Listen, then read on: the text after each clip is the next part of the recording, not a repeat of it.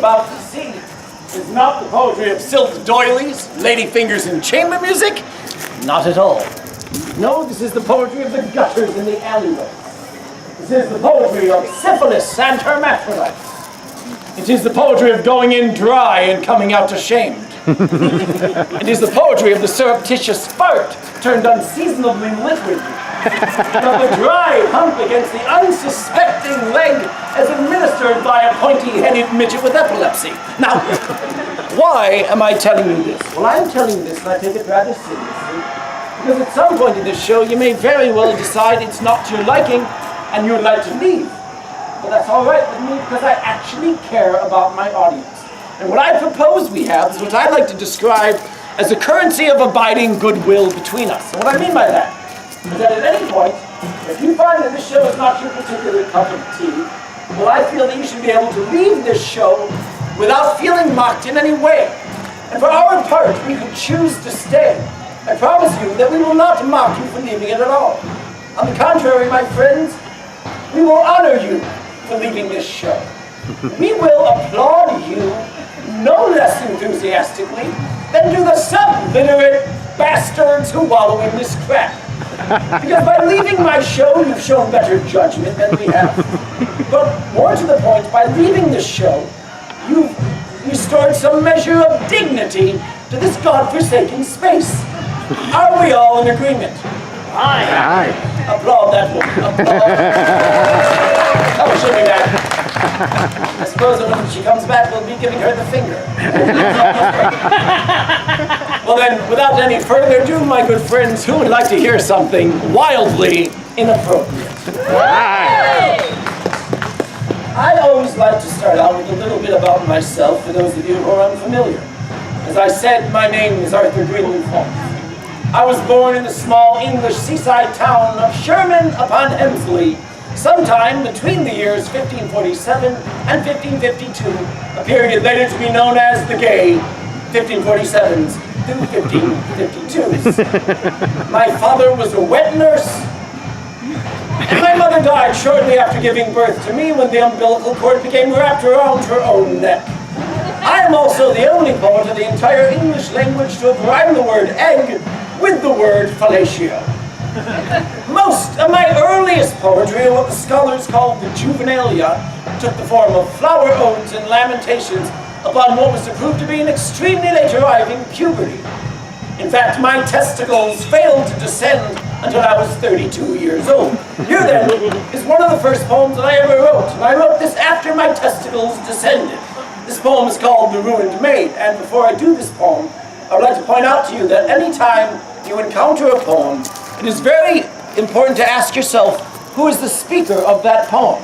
Because it's not enough to simply say that it's the poet himself. Oftentimes, the poet will don a mask of his own opposite. So ask yourself, what is the moral condition of the speaker of these poems? This poem is called The Ruined Maid. Last night I met a comely girl, with cheek a blush and golden curls. Pure this maid as glittered snow, and to my chamber we did go. Yet when the sun dismissed the moon, I woke to find this maid was ruined. And so I'd like to take her back, for look behind, you'll see she's cracked. She lost that, and then Jesus said to the 12 disciples, blessed is that man who will take his child anywhere but this show, because it's not the kind of show for a small little child to hear, said Jesus in the Bible. Page 4, I believe, page 4 of the Bible. I'm not actually familiar with the publication myself. Applaud that man, applaud.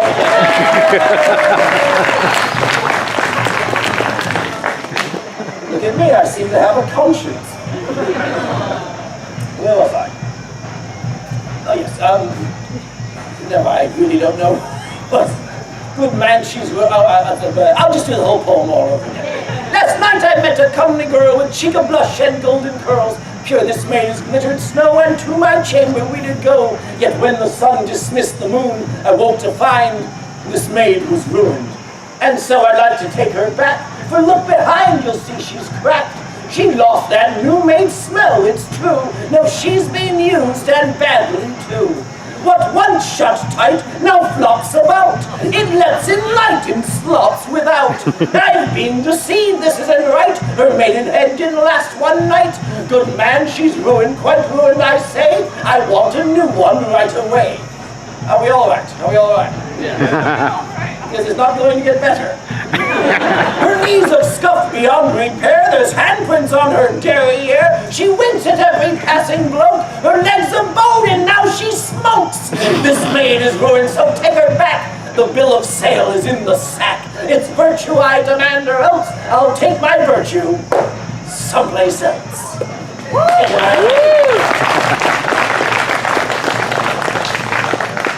That was a bit of a warmer upper. And by now, we probably have a sense of the downward trajectory that this show is going to take. And I should like to remind you all of that disclaimer that I issued at the top of the show, because you might have been thinking that I was trying to caution you against the use of the bad word. But what that poem just showed you is that in poetry, the bad word is much more benign than the perfectly good words that are employed in a conspiracy of horrific achievement. And so would you like me to stop looking at you when I'm doing? I mean, would you like me to keep going on with the show? Yes, let's go on with the show. I would like to share something with you that I came upon this winter. Because at the end of the 18th century in England, there was a publication that was released every year. It was called Harris's List of Covent Garden Ladies. And what it was an annual directory of the prostitutes of London. And the way that it was structured was that every woman's name was listed, followed by her address, and then what came after that was a very poetic description of her physical attributes. And I'm not making this up. And I even wrote down one of the entries of that publication. I'd like to read it to you. Again, I'm not making this up. Mrs. Crosby, number 24 George Street over Blackfriars Bridge. Fast locked in her arms and enjoying her charms, every frown of old care I'll defy, give desire such a loose that all the potent juice shall pervade every sense and swim in each eye. Not bad, huh? So, after reading this, I thought that I would write a directory of the prostitutes of this town. Because I'm very fond of prostitutes, I call many prostitutes friend. In fact, my favorite prostitute is a woman that goes only by the name... Now, this poem is not for her, because I'll be damned if anything rhymes with that name. So, I put in a poem for my second favorite prostitute. Would you like to hear it? Yes. This poem is called Tavern Floor Tina. Tavern floor Tina, thou fen-sucking whore, with a mouth to be damned and a tongue to abhor. When your meat meets her mouth, well, it's meat mouth galore. Tavern floor Tina, there's a worm in your core. No, I'm not done. She'll give you a wink and she'll drag you upstairs, and before you can think you'll be caught unawares, elbow deep in the pink with 2 thumbs up your rear. Tavern floor Tina, your sink's full of hair. Are we all right? Are we all right? She'll give your poor bone every pound that she's got. Then she'll slather your dome till your tonsils are hot. You'll need time all alone. Just to burp up the clot. Oh, Tavern floor Tina, I'd just as soon not. Thank you very much. Too much? That's too much, wasn't it? If the clot's too much and I go too far with the clot. No, we're fine, sir. You have inspired me to write a poem in your honor. It shall be entitled Ode to a Scotsman sitting with his legs open. Subtitled Ode to a Fuzzy Little Nativity Scene. And how's that turkey leg? You've really got a number on that thing. You piece it 2 people, 1 turkey leg. It's like a threesome at the leprosy colony. Earlier today I was watching a very old man eating a turkey leg, and it was fascinating because I couldn't tell which one was going to win. And I see the flowers in your hair, madam, and every time I see a woman with flowers in her hair, I feel that it's an homage both to fertility and virginity at the same time. But then again, every time I see a woman with flowers in her hair, I feel that I'm expected to push her down a volcano. In those islands of pagan religions, well, we don't have any volcanoes in this town. Let's face it. The virgins aren't falling from the trees either. About a week ago, I pushed a hooker down a manhole, but I don't think it translated. Anyway, this reminds me of a poem that I've got that's written from the woman's voice, and it starts with the image of a flower. Would you like to hear it? Yes, please. This poem is called, I'm going to do it from here, as a matter of fact. This poem is called Clap for My Love, an ode to chlamydia. Oh, give me not roses. And before I do this poem, I want to say that all day long, people are asking you for money. The crafters, the shops, some of the performers are selling merchandise. But I want to give my audience the chance to make money right now at this show. Because I will give $20 to anyone who walks up, goes over there, and teabags that drummer. $20, one teabagging. I want to hear a moist, thwopping sound and an abiding silence. Anyone? Madam, I don't think you're capable. But are you volunteering? I think you might be able to moist falafel the drummer. Anyway, let's go on with the poem, shall we? Yes. Clap for my love, an ode to chlamydia. Oh, give me not roses, nor flowery bouquets, for what is a rose but a long-stemmed cliché? Nor diamonds, nor emeralds, my breast to adorn the blackened coal when thy love is forsworn. Oh, you boys, do you fancy my virtue so hollow that the ruff of thy peacock might summon a swallow? Yet stay thy dismay, for still might I yield, and I'll open my bloom to the piston you wield. And I'll take you to bed for to taste of my bead, and you'll think it so clever, and I so deceived, when I wake to thy missive dismissively writ. But mine is a gift, will not easily quit. And mine is a blossom that blooms with goodbye, scorned to a thorn that wrinkles your thigh. In the tears of each maiden you wantonly kissed, shall burn like a thistle each time that you piss. No more will you dabble in tawdry romance when your balls burn like nettles afire in your pants. A dishonorable discharge shall keep thee at home. Thy poor scroto baggins must go it alone. Alone? O chlamydia, blessed be thy name. How else might a man know a concubine's shame? Thank you very much. Are we all right? Have I given you what you want so far? I've been a little bit gentle on this audience. And by now you probably realize I'm not merely a purveyor of limericks. I don't write many limericks, but I do not mean to disparage limericks either. Limericks do certain things besides simply entertaining us. They also present us with recognizable poetic structures. And when we encounter them, we start to realize that poetry is a very natural means of expression. Every culture that we are aware of has produced poetry. And I think that's why we sometimes write rhymes to help us remember things. Rhymes such as, I don't know, I before E except after C. Or beer before liquor, never sicker. Or double-jointed cabin boy with buttery lips and big brown bedroom eyes at night. Sailor's delight. This reminds me of something. I'm going to try it out right now because the English language is an absolute mess. It is a hodgepodge of inconsistent spellings, inconsistent pronunciations. We've got nouns masquerading as verbs. We've got vowels masquerading as consonants. It's a rudderless ship. So I want to introduce a more standardized form of spelling to help make the English language a little bit more intuitive. And I want to demonstrate something I've been working on. Let's take a random word, any word at all. Shoes. Yeah, shoes is spelled all wrong. It begins with an S and an H, which employs two letters to make a single sound. And that's not very economical. So I think that we should start to spell the word shoes with the letter T. T, as it appears in the word motion, makes that sh sound. So let us place the T right over here. Now we need the oo sound in shoes, but two O's is a little bit deceptive. It looks like the word two. But what about the number 2, which employs a W and an O together to achieve that long oo sound? So let us place the W after the T But again, an O there looks like the number 2, and that's deceptive. So what we need is a silent vowel to work with the W to give us that oo sound.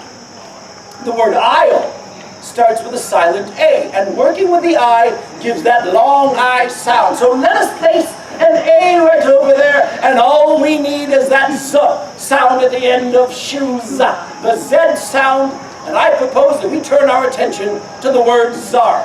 That's right. T-S-A-R. The T and the S acting together to give us the Z sound, and now we've got T-W-A-T, and then the little elf boy slid down the happy rainbow and tunneled off to the lollipop forest, where he had all kinds of enchanting adventures with Jesus. I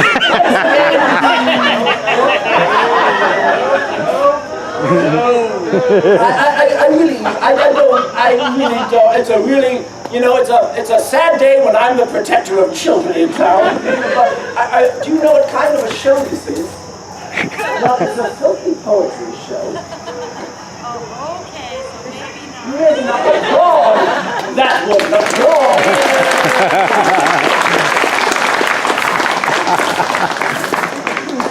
You know, madam, here at the Pennsylvania Renaissance Festival, we don't get to see good parenting up close very often. Once again, applaud that one. Applaud.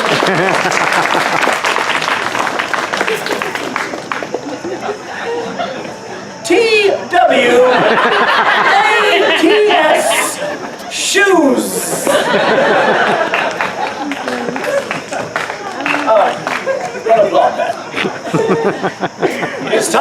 It is time for me to place this show in my audience's hands. And the way I want to do that is with a very simple question that I would like to ask of you, madam, first. You seem to have an air of dignity about you, otherwise lacking from the rest of this audience. And so the question is this: on a scale of 1 to 10, 10 being the most wildly inappropriate of my poems, what would you like to hear? 10. You want to know at the bed. You don't want to ease your way up the side of Mount Philip. And are you with this man? Sometimes.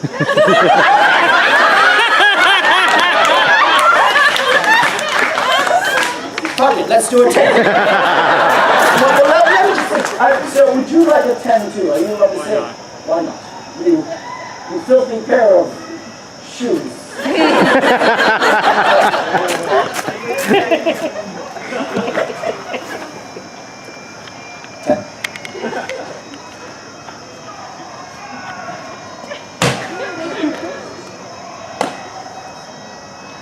Oh, how appropriate that Amazing Grace is blessed.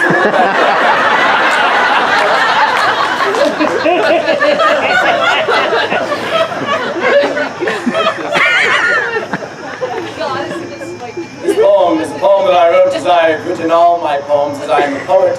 And boys, how are you doing? Are you enjoying this? You good? At the end of the show, I will be standing up here on the stage, and I've got these greeting cards with different poems on the inside. And for $5, you're welcome to come up and take one of these. You can give it to someone you hate. And this is one of my filthy poems I'm about to do right now. And I want to give this to you boys, as a thank you for staying. You know what, you're 15? Is that how old? Good. I want you to take that to school.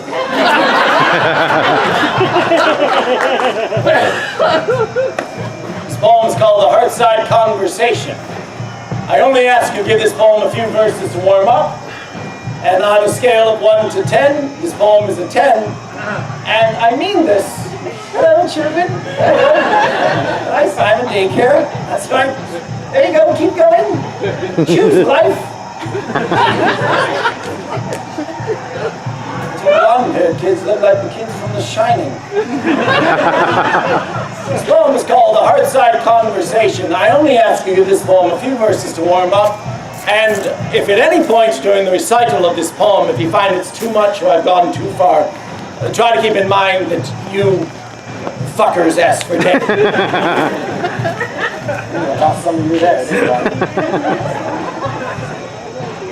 Where go you, my father? Good father, where now? You pace by the door and you furrow your... And then the first little bear said, someone's been eating my porridge. And then the mommy bear said, someone's been eating my porridge. And then the father bear said, something really filthy if I was to eat this, which is very like the father bear, but hi, hello. It's a lovely day for a child to lose its innocence, isn't it? Probably too young, right? Thank you. Just go. All the perverts at my show have given me the moral authority.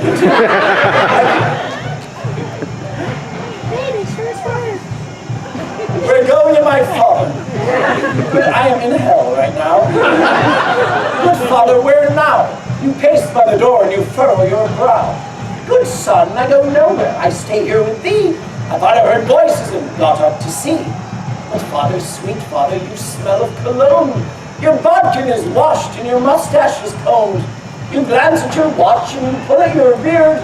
Where go you, my father? Why stay you not here? Wee daughter of mine, why speak you this way? I'll soon go to sleep. I've had a long day.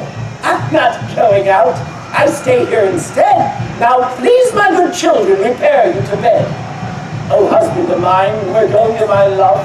You saddle the horse and you put on your gloves. What business should take you away from our home? Tell us, dear husband, what bids thee to roam? God damn it, to hell. If you must know the truth, I'm off to the whorehouse to pump me a few. I'm hard as a millstone, but what do you care? You've not flashed that yam hole in over a year. You notice the horse and my gloves and my watch, but you don't seem to notice this bulge in my crotch. I suppose it's not worthy of mention from you. Well, screw it, I'm horny. And here's what I'll do. You know what? Here's the other thing. I want to give you boys $1. This is what we call hush money.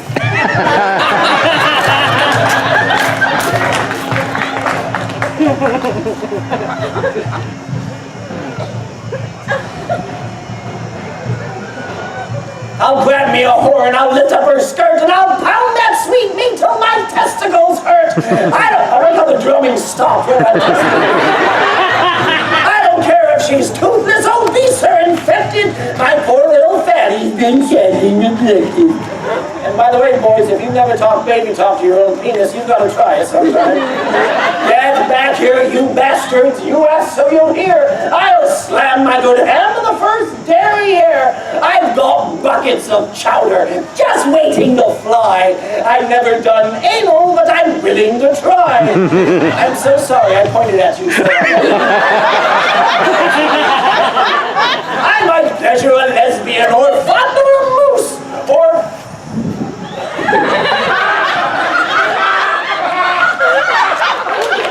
fist up a nun till she's sloppy and loose. Okay, Arch? Well, that's what a 10 fucking looks like. I'll find me a milkmaid to fill in your pail, and I'll bibble her lips with my beefy shillelagh.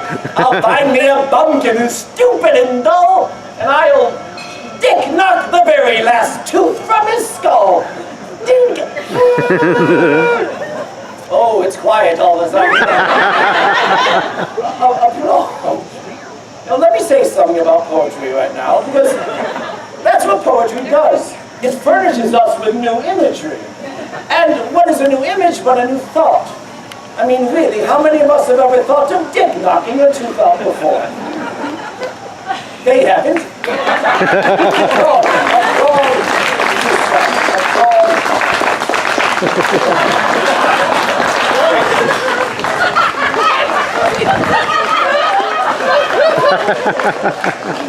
This is the worst Christmas ever. How many of us have ever thought of dick knocking a tooth out before? Maybe you have, but very few others. But that's what poetry does. It gives us new imagery. And when we see this, we realize that we've all had the same thoughts, the same yearnings, and our worlds have expanded. Yes, we've all been united in dick knocking, but united nonetheless, and for that I say, hurrah for poetry. Shall I continue? Yes. I I might ass rape a Quaker. That really landed. Or cream pie an oaf. And there's things I might do when I'm all by myself. I might put on a bodice and stroll by the docks and give them a scare when I unleash my cock. And if I get bored, hell, I'll butter a midget. Tickle his wink hole. And watch how he fidgets. And by the way, hi, Steve. And by the way, when you end a line of poetry with the word midget, you rather paint yourself into a corner, don't you? Yes, you do. I'm sick of this house. I'm sick of charades. I am sick of Parcheesi. I want to get laid. So screw you. I'm leaving this mirthless gray hut. I shan't be back soon. So please, don't wait up.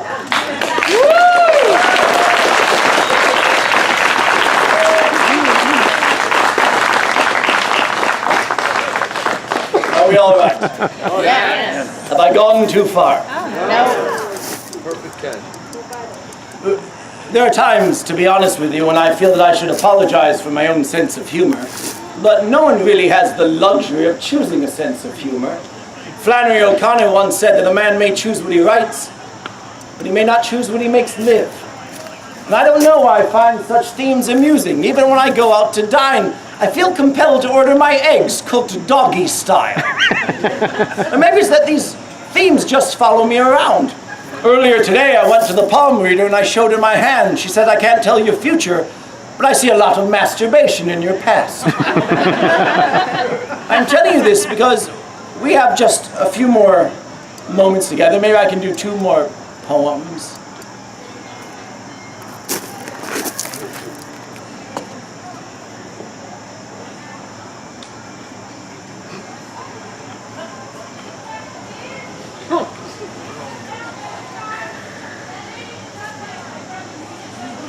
This living hand, now warm and capable of earnest grasping, would if it were cold, and in the icy silence of the tomb, so haunt thy days and chill thy dreaming nights, that thou would wish thine own heart dry of blood, that in my veins red life might stream again, and thou be conscience calmed. See, here it is. I hold it towards you. I did not write that poem. That poem was written by a man who died at the age of 25 years old. John Keats knew that he was dying at the time he wrote that poem, and actually he was working on a much longer poem that he never got to finish. Now imagine that you're John Keats and you're sitting at your desk. Your mother's died of TB, your brother's died of TB, and you cough into a handkerchief and you see blood, and that is your death knell. And so he left off writing the longer poem and he scribbled in the margins the short poem that I just recited. A poem that is only 1 sentence on the written page. It's 1 sentence because it's 1 thought. And my friends, it's a foolish thought. It's an effort to bargain your lives for his. He holds his hand out across the page, across time. He holds it out across the grave. And to whom? To you.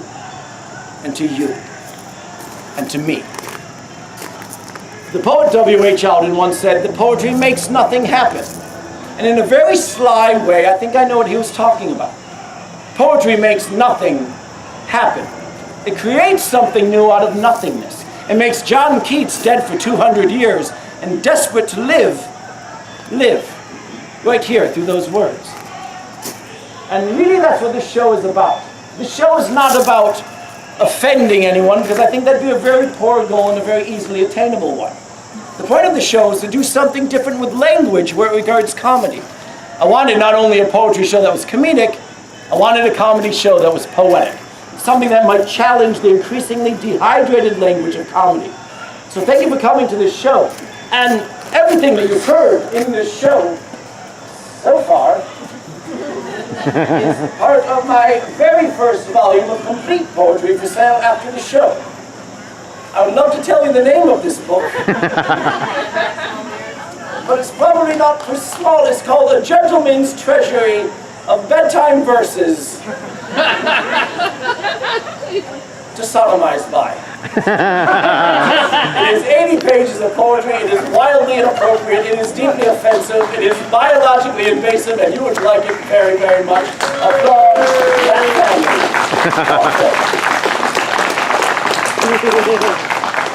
The book is $20, and I'm happy to sign it. And I've also got 2 CDs for sale after the show. The live CD, which is 53 minutes, and this one sounds like a PBS documentary, but it goes utterly to hell. It is set to chamber music and narration, and all of these are very, very nice to masturbate to in a Baptist church. But enough of that. It is time for one more poem, and I would like to ask you, sir, on a scale of 1 to 10, 10 being the most wildly inappropriate of my poems, and the poem that will send us out of here, what would you like to hear? 10.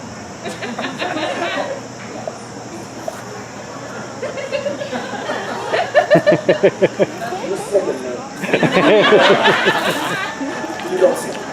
Attention.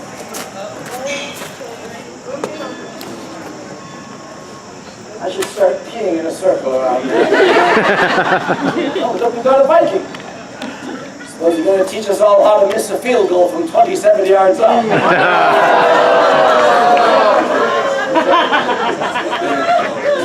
All right, well, this is a poem that I wrote as I put in all my poems, as I am a poet. This poem is called I Built My Love, a Menstrual Hut.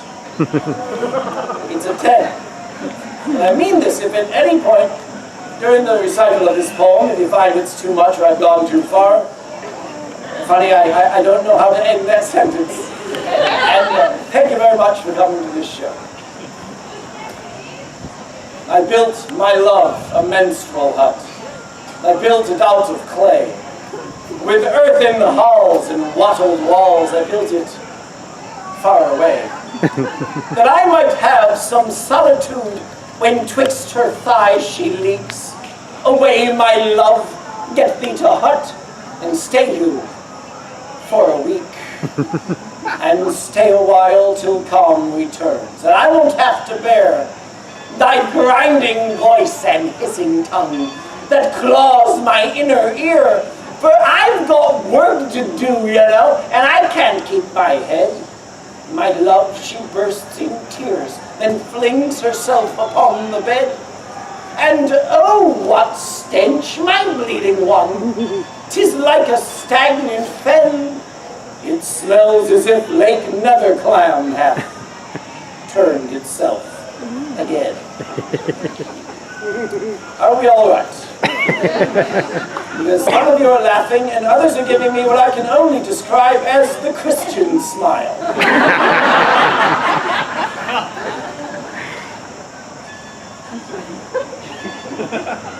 I like how much you did. I like that. It's like an explosion in the Martha Stewart living section. Should I keep going? Yeah. The dogs have gathered at the door.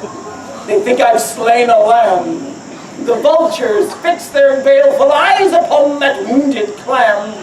They think I'm making dinner for the stench hangs thick and strong. And if I had a bouillon cube, they wouldn't be far wrong. So low her lips, they leave a trail, as from a pilgrim slug. Must she drag her meat flaps across my oriental rug? We're all right. Have I gone too far? Who cares? And this is what I like to see in the couples that are sitting together. And the man is laughing, and he cautiously turns to the woman he's with, who fails to share his enthusiasm. Where was it? Oh yes, meat flaps. With panties at her ankles, my love shuffles across the room. It's boo-hoo-hoo and nag each time she's on her move. Almighty Christ, her voice is shrill, like nails against a slate.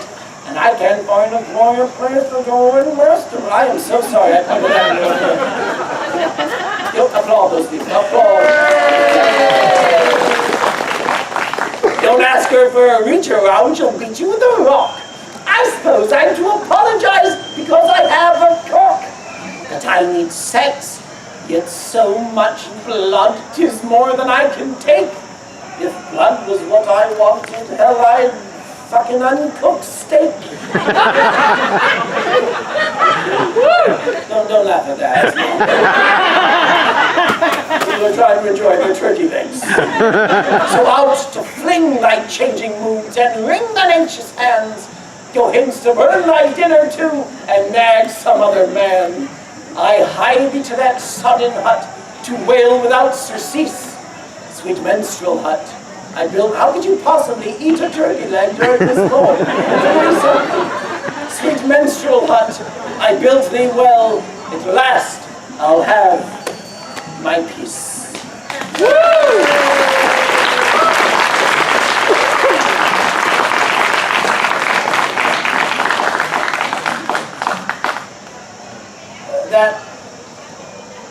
That was a period piece. Sorry, I thought that for as long as I could. My friends, I was raised by the nuns of St. Vulvus. If I only had a shilling for every time one of them said, Mr. Holmes, is something amusing? I could never answer that question truthfully for fear of my own life. But this show is my truthful answer to that question today. As Emily Dickinson once wrote, this is my letter to the world that never wrote to me. And yes, Sister Penetratious, something is amusing. My name is Arthur Greenleaf Holmes. Thank you very much, everyone.